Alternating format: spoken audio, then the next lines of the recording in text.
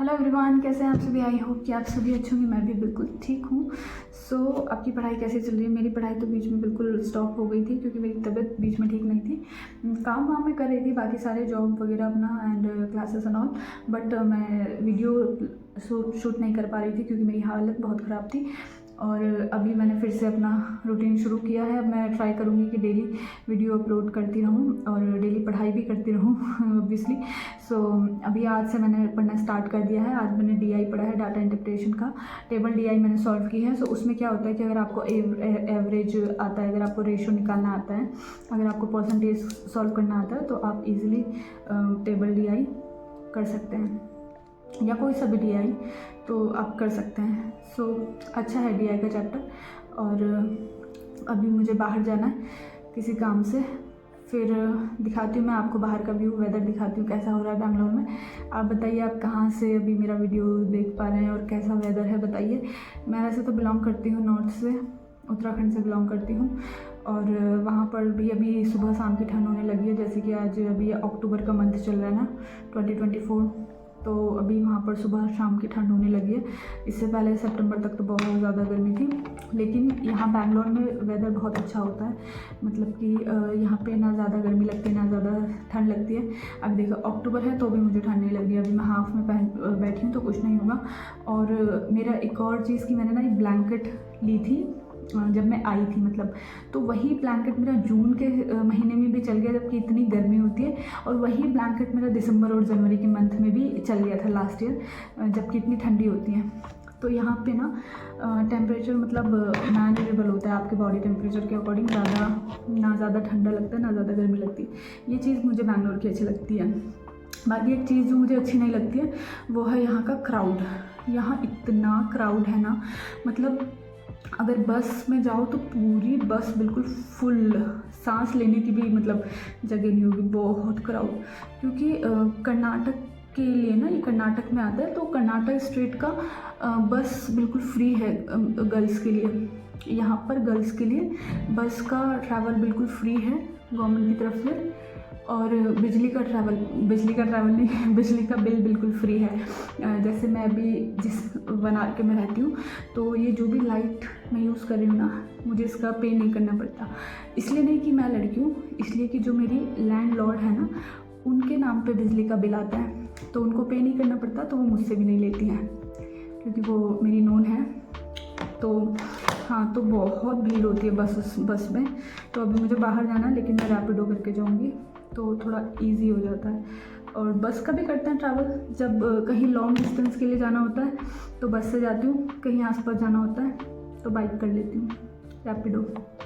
उसमें भी बाइक ही करती हूँ, ऑटो नहीं करती हूँ क्योंकि ट्रैफिक इतना ज़्यादा है। अगर ऑटो करेंगे ना तो मतलब फंस ही जाएंगे। अगर 5 मिनट का भी वो है, बाइक से आपको 5 मिनट लग रहे हैं तो ऑटो से आपको 25 मिनट्स या 30 मिनट्स लग जाएंगे।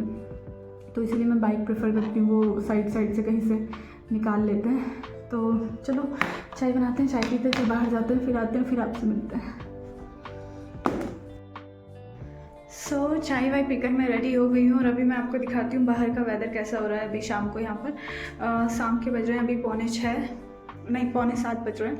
और मैंने ना रैपिडो और ओला दोनों से बुक किया हुआ है।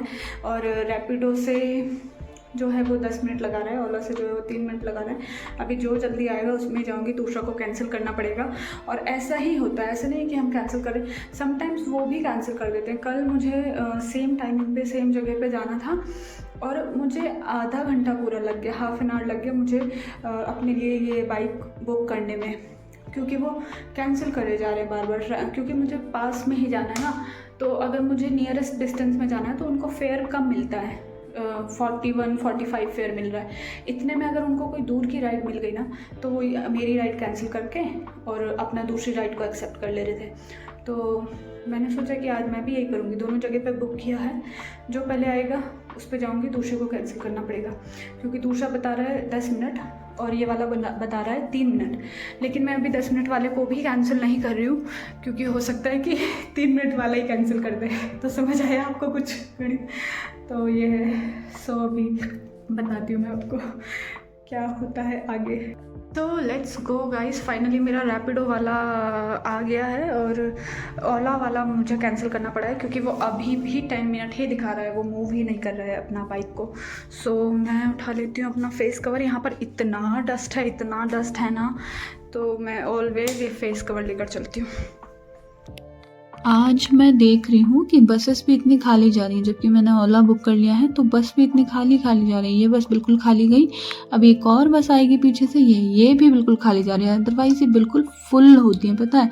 बट लेकिन फिर भी कोई फ़ायदा तो है नहीं, आगे जाके इन्होंने ट्रैफिक में ही फंस जाना। देखो आगे कितना ट्रैफिक है, ये देखो। और ये जो ऊपर चांदनी, ये जो लाइट्स लगाई गई है ना, ये क्योंकि दशहरा का दिन चल रहा है, नवमी का, तो यहाँ पे नवमी को, दुर्गा पूजा को बहुत सेलिब्रेट करते हैं, तो इसलिए ये रोड साइड में इन्होंने ऐसे सजावट की हुई है। ये यहाँ पर एक गोल्ड्स जिम है जहाँ पे मैं रहती हूँ, ये मेरी सोसाइटी जहाँ पर मुझे काम से आना था, और यहाँ पर मैं पहुँच गई थी। यहाँ पर भी इन्होंने ये सजावट की हुई है, पंडाल बनाया हुआ है। सो मैं फाइनली पहुँच गई थी। वैसे मैं अपने टाइम से लेट हूँ, मुझे 7 बजे पहुँचना चाहिए था, लेकिन 7:20 हो गए और अभी तो मुझे घर पहुँचने में हो गए हैं ये टाइम। सो ये होता है मेरा रूटीन।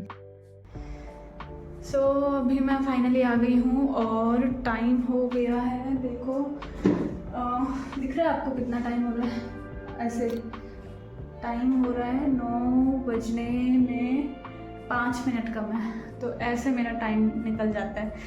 ठीक है, अब मेरे को अपने लिए बनाना है कुछ खाने का, मैं खा कर नहीं आई बाहर से। अब मैं पोहा बना रही हूँ कैप्सिकम डाल के, उसके लिए मुझे पहले पैर को भी धोना है।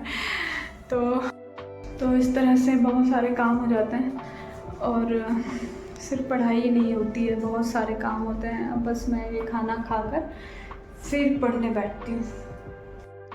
मैं खुद एक योगा टीचर हूँ और फिर भी मेरा इतना हेयर फॉल हो रहा है। तो हेयर फॉल ना डिपेंड करता है यहाँ के पानी पर और वेदर पर। यहाँ बैंगलोर का वेदर और पानी बिल्कुल भी मुझे सूट नहीं कर रहा है। मेरे हेयर फॉल यहाँ पर आकर इतना ज़्यादा हो गया है।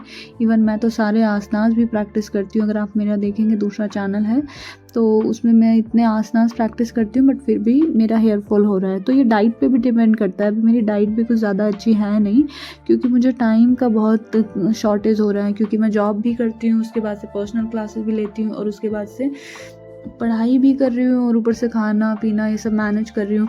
पहले तो मैं पीजी में रहती थी, अभी देखो इतने सारे बर्तन धोए, फिर क्योंकि खाना बनाओ ना तो बर्तन भी हो जाता है, किचन साफ़ किया, फिर उसके बाद मैं बैठूँगी पढ़ने। तो बहुत बिजी शेड्यूल हो रहा है, तो उतना ठीक से डाइट का ध्यान नहीं रख पा रही हूँ। इसके बाद मैंने थोड़ी पढ़ाई करी, अभी टाइम आप देख ही सकते हैं कि कितना टाइम हो रहा है पीछे घड़ी में। और फिर मैं सो गई, क्योंकि मुझे वही मेरा सुबह जल्दी रूटीन शुरू हो जाता है। 5 बजे तो मुझे निकलना होता है, 6 बजे मेरी पहली क्लास होती है। तो बस यही चल रहा है मेरी लाइफ में, जॉब पढ़ाई, क्लासेस एंड ऑल, घर का खाना पीना, बर्तन, झाड़ू पोछा। सो आपकी लाइफ में क्या चल रहा है, आप कमेंट्स करके बताइए। And thank you so much for watching.